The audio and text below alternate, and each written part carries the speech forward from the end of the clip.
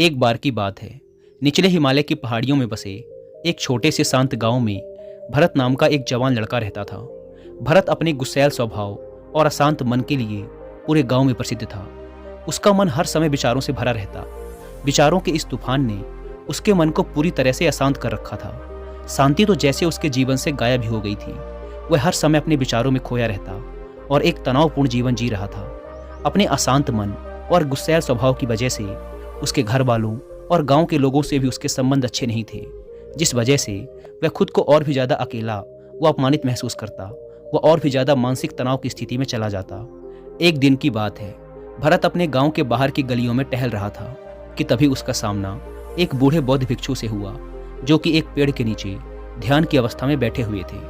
बौद्ध भिक्षु के चेहरे से एक निर्मल शांति की आभा झलक रही थी। इस असीम शांति ने भरत को बौद्ध भिक्षु की ओर आकर्षित किया।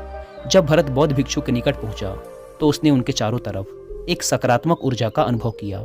भरत को यह महसूस हुआ कि इस अद्भुत शांति और असीम सकारात्मक ऊर्जा का स्रोत कहीं न कहीं बौद्ध भिक्षु के भीतर ही है। इसीलिए वह वहीं बैठकर उनके आंख खुलने का इंतजार करने लगा। थोड़ी देर बाद जब बौद्ध भिक्षु ने अपनी आंखें खोली तो उन्होंने अपने सामने एक जवान लड़के को बैठा पाया, जो कि काफी तनावग्रस्त और नकारात्मक भावनाओं से भरा हुआ लग रहा था। भरत ने बौद्ध भिक्षु की ओर लालसा भरी नजरों से देखा और बड़े सम्मानपूर्वक कहा, मुनिवर, मेरा मन बहुत अशांत है। मेरे मन के विचार मुझे खाए जा रहे हैं। मैं एक क्षण के लिए भी शांति का अनुभव नहीं कर पा रहा हूँ। क्या आप मुझे सिखा सकते हैं कि मैं अपने इस अशांत मन को शांत कैसे कर सकता हूँ? बौद्ध भिक्षु ने भरत के दर्द को समझते हुए उसकी ओर दया भरी नजरों से देखा और कहा, मेरे प्यारे बच्चे, मैं तुम्हें एक कहानी सुनाना चाहता हूँ। इस कहानी में मानसिक शांति और खुशहाली के रहस्य छुपे हुए हैं। क्या तुम इस कहानी को सुनना चाहोगे? भरत ने हाँ में अपना सिर हिला दिया और पूरी एकाग्रता के साथ कहानी सुनने को तैयार हो गया। उसके अंदर की उत्सुकता अब अपने चरम पर थी। बौद्ध भिक्षु ने कहानी सुनानी शुरू की। बहुत समय पहले की बात है। एक नगर में शक्ति नाम का एक आदमी रहता था। शक्ति बहुत ही महत्वाकांक्षी व्यक्ति था। उसे हर काम में लोगों से तारीफ चाहिए होती थी। अगर उसे किसी काम में असफलता या लोगों से बुराई सुनने को मिलती तो वह गहरी चिंता और तनाव में चला जाता। उसका मानना था कि सफलता और भौतिक संपत्ति उसे मनचाहा सुख देगी, लेकिन वह जितना ही सफलता और तारीफ के पीछे भागता, वह उतने ही गहरे मानसिक तनाव में डूबता जा रहा था। लेकिन एक दिन अचानक ही शक्ति का सामना उस समय के एक बहुत ही प्रसिद्ध बौद्ध भिक्षु से हुआ, जिनका नाम था महाकौशक। महाकौशक अपने हजारों शिष्यों को ध्यान साधना की शिक्षा दिया करते थे और वो खुद भी एक बहुत ही बड़े ध्यानी और आत्मज्ञानी व्यक्ति थे।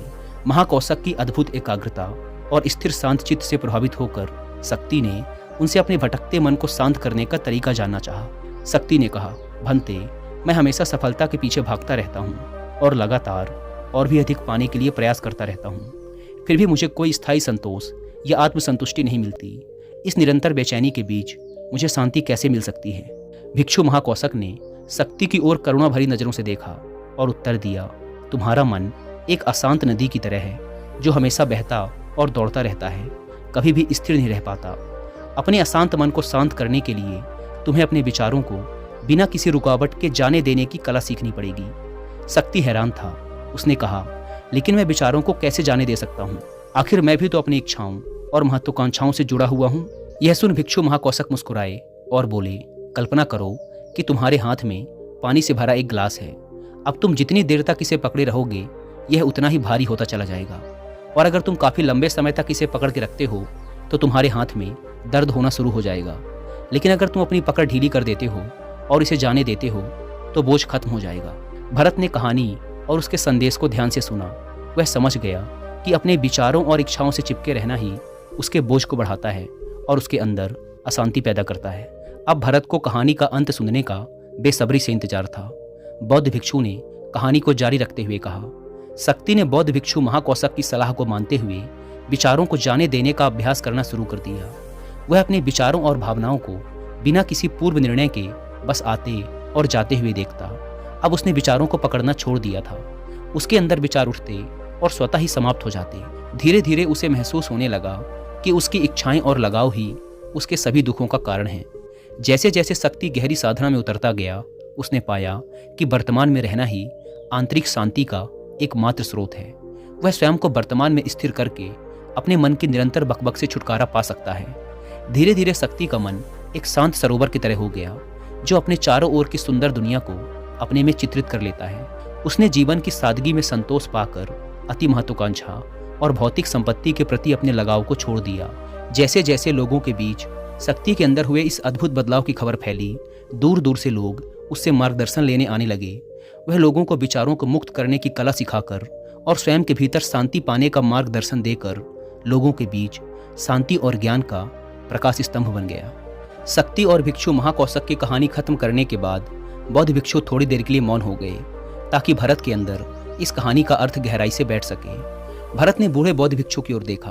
अब उसकी आंखों में एक नई समझ दिखाई पड़ रही थी। भरत ने धीमी आवाज में फिर एक प्रश्न किया, मुनिवर, मुझे इस कहानी में ज्ञान दिखाई पड़ा, लेकिन मैं इस कहानी की शिक्षा को अपने जीवन में कैसे लागू कर सकता हूँ? मैं अपने अशांत मन को कैसे शांत कर सकता हूँ? भरत के इस ईमानदारी भरे प्रश्न पर बौद्ध भिक्षु गर्मजोशी से मुस्कुराए और फिर बोले, अशांत मन को शांत करने का अभ्यास आत्म जागरूकता से शुरू होता है।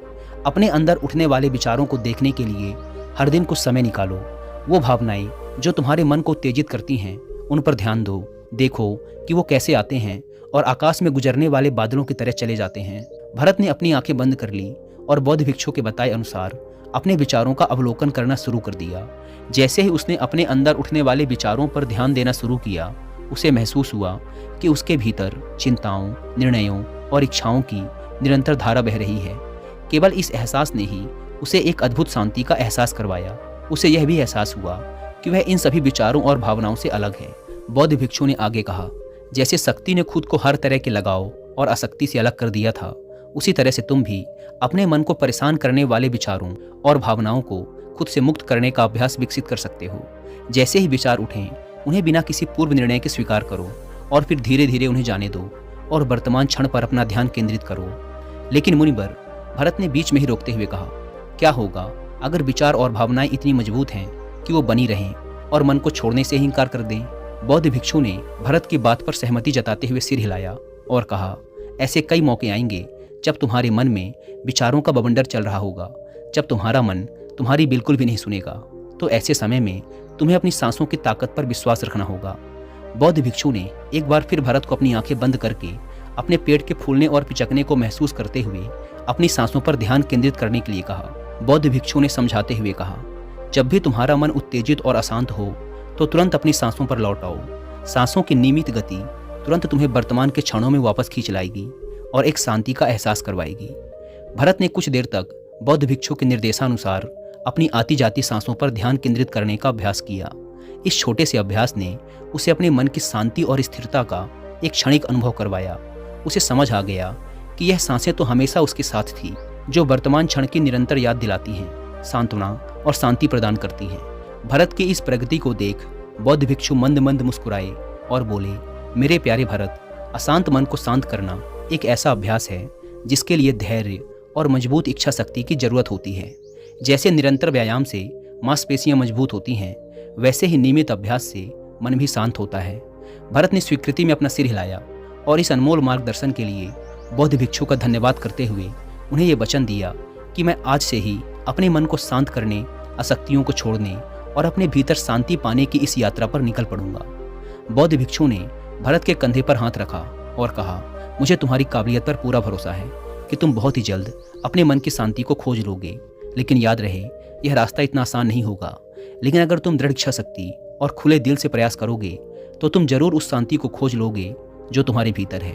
उस दिन से भरत ने अपने अशांत मन को शांत करने के अभ्यास के लिए खुद को प्रतिबद्ध किया और हर दिन ध्यान करने के लिए एक अलग समय निर्धारित किया। उसने अपने मन में उठने वाले विचारों को बिना किसी रोक टोक के जाने दिया और अपनी श्वास के माध्यम से खुद को वर्तमान में रखने का प्रयास किया। धैर्यपूर्वक अभ्यास करते हुए समय के साथ भरत ने खुद के अंदर गहन परिवर्तन का अनुभव किया।